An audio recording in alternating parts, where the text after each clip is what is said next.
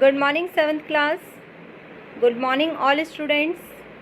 Last day we complete our story and we complete all the question answers of that story. And today we start our short poem, and our poem name is Trees. As you know that trees means vraksh, ped. So first we read the introductions, some points of related about trees. After that we start our poem. So let's we start. Take a few minutes to tell one another the names of trees that you know or have heard of. देखो बेटा, यहाँ पर सबसे पहले कहा है कि take a few minutes, कुछ मिनट जो है एक दूसरे को उन पेड़ों के नाम बताइए. टेल यानी कहना, वन अनादर यानी एक दूसरे को. कुछ मिनट आप, जैसे आप इस स्टोरी को पढ़ रहे हैं तो आप जो स्टूडेंट्स हैं या अपने फ्रेंड्स के साथ, अपने पेरेंट्स के साथ, अपने भाई बहन के साथ, सबसे पहले तो कुछ टाइम पेड़ों के बारे में सोचिए. और आप कितने पेड़ों के बारे में जानते हैं, मतलब कौन कौन से पेड़ होते हैं जिनके बारे में आप जानते हैं. आपको पता है पेड़ भी अलग अलग होते हैं. लाइक ऐसे हम कह सकते हैं आम का पेड़ है, बबूल का पेड़ है, बरगद का पेड़ है, नीम का पेड़ है. तो ऐसे ही यहाँ स्टार्टिंग में यही कहा गया है कि पहले कुछ मिनट आप पेड़ के बारे में सोचिए और एक दूसरे के साथ उन पेड़ों के नामों की चर्चा कीजिए जिन पेड़ों को आप जानते हैं या जिन पेड़ों के नाम या जिन पेड़ों के बारे में आपने किसी से सुना हो. Mention the things trees give us, और साथ में उन चीज़ों का भी नाम बताइए या उन चीज़ों का भी वर्णन कीजिए जो चीज़ें हमें पेड़ से प्राप्त होती हैं, जो चीज़ें हमें पेड़ देते हैं, अर्थात जो चीज़ें हम पेड़ से प्राप्त करते हैं उन चीज़ों के नाम भी बताइए. Then read this poem about trees. उसके बाद ही इस कविता को, इस पोएम को पढ़िए जो पेड़ों से ही संबंधित है. ये कविता किससे रिलेटेड है? पेड़ से ही संबंधित है. तो इस कविता को स्टार्ट करने से पहले जो हमारे कवि हैं, जो पोइट हैं, वो कह रहे हैं कि पहले कुछ मिनट पेड़ों के बारे में सोचिए, एक दूसरे से चर्चा कीजिए कि आप कितने पेड़ों के बारे में जानते हैं या कितने पेड़ों के बारे में आपने सुना है. उनके नामों के बारे में चर्चा कीजिए और उसके बाद इस बात को भी का भी वर्णन कीजिए कि आपको पेड़ से क्या क्या प्राप्त होता है. उसके बाद ही जो है आप इस कविता को पढ़ें जो कि पेड़ों से संबंधित है. तो सबसे पहली चीज़ तो बेटा हम सब जानते हैं कि पेड़ों से हमें सबसे मोस्ट इम्पॉर्टेंट चीज़ जिस पर हमारी लाइफ बेस्ड है, ऑक्सीजन, वो हमें किससे प्राप्त होती है? पेड़ों से प्राप्त होती है. इसके अलावा छाया हमें पेड़ों से प्राप्त होती है. ज़्यादा पेड़ होते हैं उसी की वजह से जो है वो अच्छी बरसात होती है और बरसात से ही ज़मीन उपजाऊ होती है. तो पेड़ों का उसमें भी बहुत बड़ा हाथ है, मतलब योगदान है. इसके अलावा पेड़ों से हमें क्या प्राप्त होता है ये भी हम सब जानते हैं. पेड़ों से हमें फल प्राप्त होते हैं, फूल प्राप्त होते हैं, गोंद प्राप्त होता है. इससे लकड़ी हमें प्राप्त होती है, इसकी छाल से गोंद बनाई जाती है, मेडिसिन्स बनाई जाती हैं, और एक्सेट्रा एक्सेट्रा काफ़ी सारी चीज़ें हैं. अगर छोटी छोटी चीज़ों को भी अगर सोचने लगें तो इसकी लिस्ट इतनी लंबी हो जाएगी कि आप बता नहीं सकते. तो बहुत सारी चीज़ें, एक्सेट्रा एक्सेट्रा यानी इत्यादि इत्यादि, बहुत सारी चीज़ें ऐसी हैं जो कि हमें पेड़ से प्राप्त होती हैं. तो हमें हमारी लाइफ में जो ट्रीज़ की इम्पोर्टेंस है यानी कि पेड़ों का जो महत्व है वो हमें सबसे पहले समझना चाहिए. तो चलो अब हम जो है हमारी जो पोएम है उस पोएम को स्टार्ट कर देते हैं. आप सभी ट्रीज़ से परिचित हैं, वृक्ष से परिचित हैं और ये भी जानते हैं कि पेड़ों से हमें क्या क्या प्राप्त होता है और पेड़ हमारे लिए कितने ज़्यादा लाभदायक हैं. तो देखिए अपनी पोएम स्टार्ट करते हैं हम. Trees are for birds. यहाँ बताया गया है कि वृक्ष तो, जो ट्रीज हैं, जो पेड़ हैं, जो वृक्ष हैं, वो तो पक्षियों के लिए हैं. ट्रीज आर फॉर बर्ड्स, क्योंकि पक्षी कहाँ रहते हैं? पक्षी अपना घोंसला जो है वो पेड़ों पर ही बनाते हैं. तो सबसे पहले तो देखिए ट्रीज आर फॉर बर्ड्स, तो पेड़ जो भी हैं वो चिड़ियाओं के लिए हैं, पक्षियों के लिए हैं. पेड़ पक्षियों के लिए हैं. ट्रीज फॉर चिल्ड्रन, पेड़ तो बच्चों के लिए भी है क्योंकि बच्चे पेड़ के नीचे खेलते हैं, उसके फल फ्रूट खाते हैं, उनकी डालियों पर झूलते हैं. तो बहुत सारी चीज़ें हैं. तो ट्रीज़ सिर्फ किसी एक के लिए नहीं है, जो ट्रीज़ हैं, जो वृक्ष हैं, वो वृक्ष तो पक्षियों के लिए भी हैं, वो वृक्ष तो बच्चों के लिए भी हैं। Trees are to make tree houses in, पेड़ों पर तो छोटे छोटे घर भी बनाए जाते हैं। Trees are to make tree houses in, पेड़ों पर तो क्या है, छोटे छोटे घर भी बनाए जाते हैं। तो हमने पहले ही बता दिया हमारे जो पक्षी हैं वो कहाँ रहते हैं, हमारे पक्षी पेड़ों पर ही घोंसला बनाकर रहते हैं। तो इसीलिए कहा है trees are to make tree houses in, कि पेड़ तो इसलिए भी हैं जिन पर छोटे छोटे घर बनाए जाते हैं। Trees are to swing swing on, swing swing मैंने अभी एक बात बोली थी कि बच्चे पेड़ों पर झूला भी झूलते हैं, तो स्विंग स्विंग का मतलब क्या है, झूला झूलना।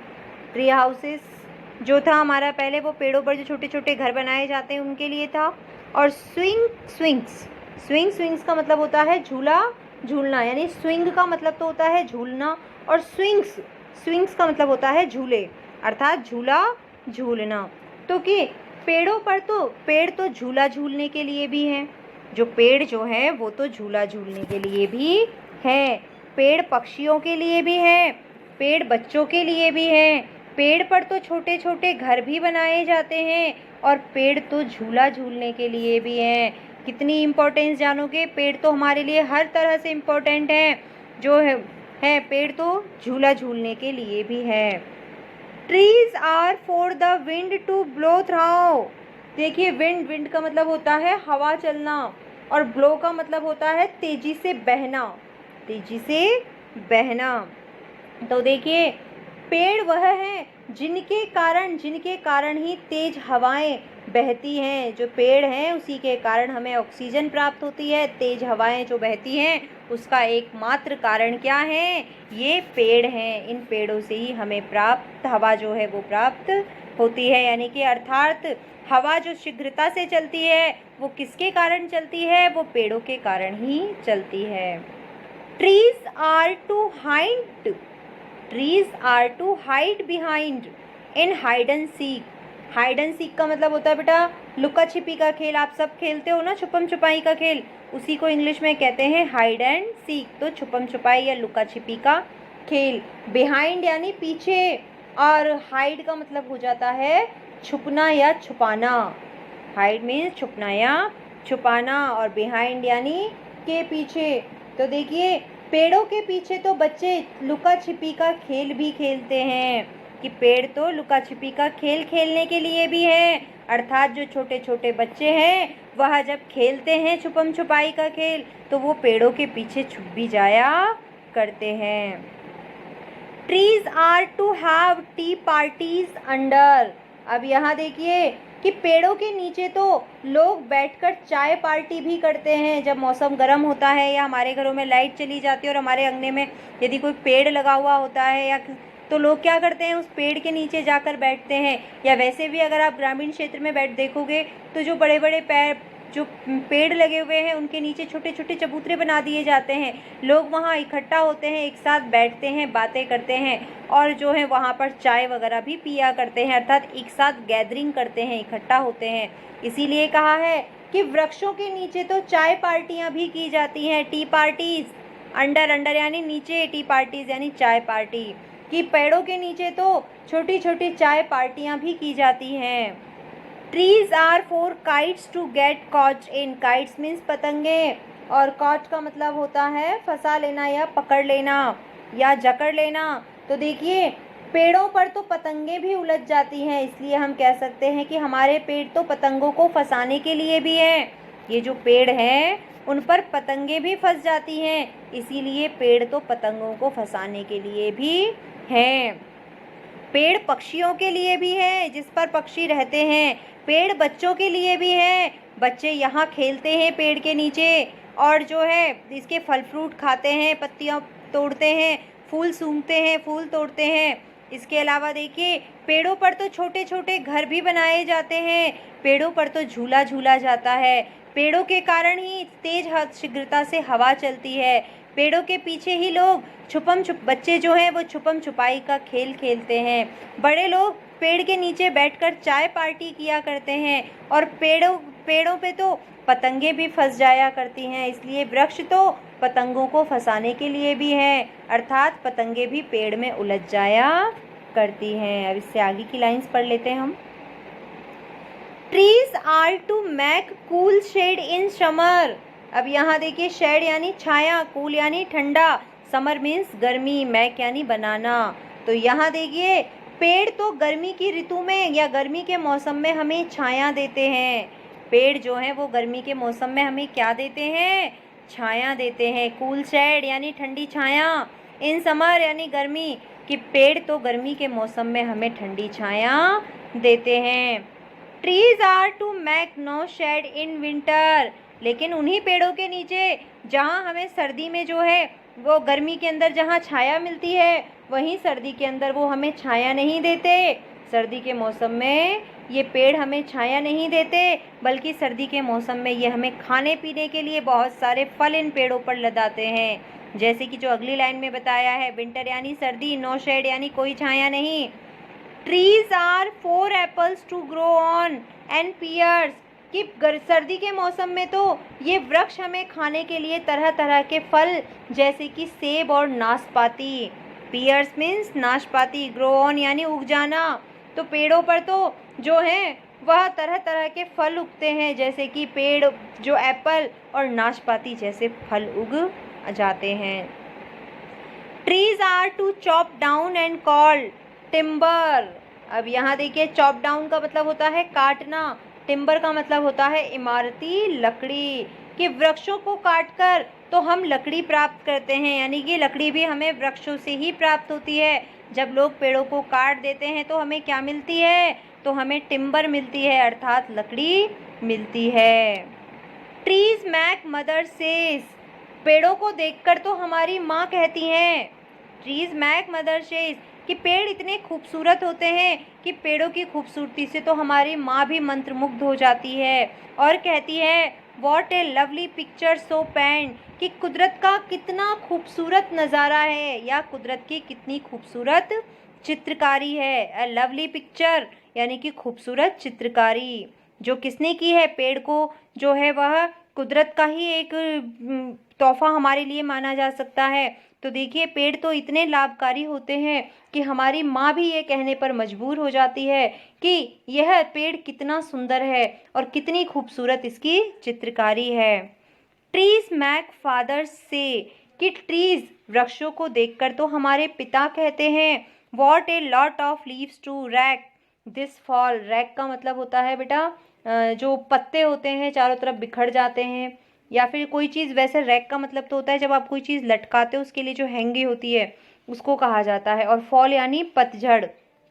तो यहाँ पर कहा गया है कि पिता पेड़ों को देखकर कह सकते हैं कि अरे वाह, इस पतझड़ में भी इस पेड़ से इकट्ठा करने के लिए कितनी सारी पत्तियां हैं, कि पतझड़ में भी जो है, जब पतझड़ में क्या होता है, पतझड़ के मौसम में पेड़ों की पत्तियां झड़ने लगती हैं। तो जब पेड़ों की पत्तियां झड़ने लगती हैं तो पिता भी ये कहते हैं कि देखो हमारे पास एकत्र करने के लिए कितनी सारी पत्तियां हैं। तो इसी के साथ आपकी जो ये पोएम है वो कंप्लीट होती है, जिसे शर्ली बॉर्ड ने लिखा है। तो एक बार हम थोड़ा सा और देख लेते हैं। This poem is related about the importance of trees and explain that trees are very important of a nature, not only a human life, bird's life, animals life, but important all about the nature, all of nature.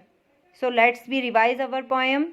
Trees are so important for birds, for children, and trees are to make tree house in and swings on, and trees are for to wind, for the wind to blow through, and trees are using to play hide and seek, and trees are to have tree parties under, and kites to get caught in. Trees are make cool shade in summer, and trees are make no shade in winter. Trees are for apples to grow on and pears. When we chop down the trees, then we found timber. And a tree mac mother says, what a lovely picture to paint. And our father say, what a lot of leaves to rag this fall. तो देखो बेटा इसमें फिर से हम एक बार देखते हैं इसको। हमने एक बार पढ़ लिया है कि पेड़ों पर तो पक्षी जो हैं अपना घर बनाते हैं। पेड़ तो पक्षियों के लिए भी हैं, पेड़ बच्चों के लिए भी है।